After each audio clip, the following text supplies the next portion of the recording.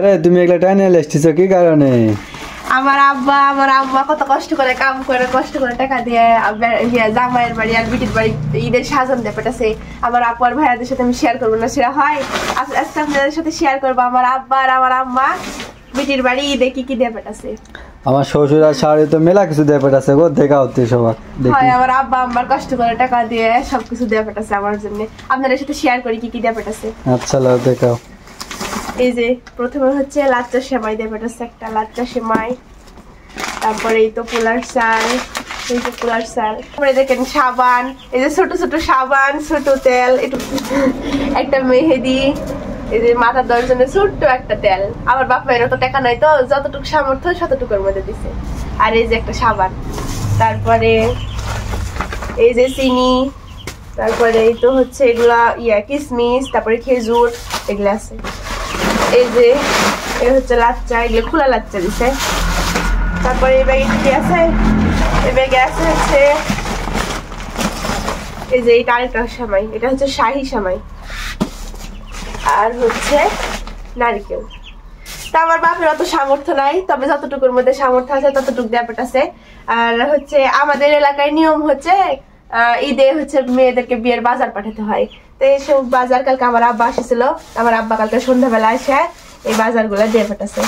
দেখছেন বিটির প্রতি কত ভালোবাসা, আপনাদের ভাইরাল চাষি কত কষ্ট করে করে সব পাঠাচ্ছে আমার জন্য। এই ছোট্ট একটা তেলের বোতল, সুন্দর লাগ, খুবই সুন্দর। আরো জিনিস আছে যেটা আপনাদের সাথে দেখানো হয়নি। এই যে মজা আনিছে, এক প্যাকেট খাই নিছে আপনাদের ভাইয়া আমার সাবার জন্য, মানে আমার ছোট্ট আম্মাজানের জন্য।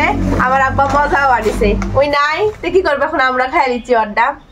আর দেখছেন আমার আব্বা আম্মা কষ্ট করে, কারণ জানে যতই গরিব হোক না কেন মেয়ে জামাইয়ের বাড়ি তো বাজার পাঠাতেই হবে ঈদের, তাই না?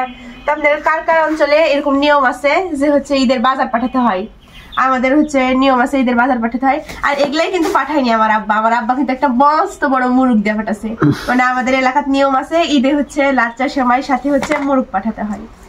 তো এই তো এইসব ছোট ছোট জিনিস আমার কাছে একদম ভালোবাসার, মানে বাপের বাড়ি থেকে যেসব জিনিস পাঠানো হয় যতই ছোট হোক না কেন সেটা কিন্তু দামি হয় মেয়ের কাছে সবচেয়ে।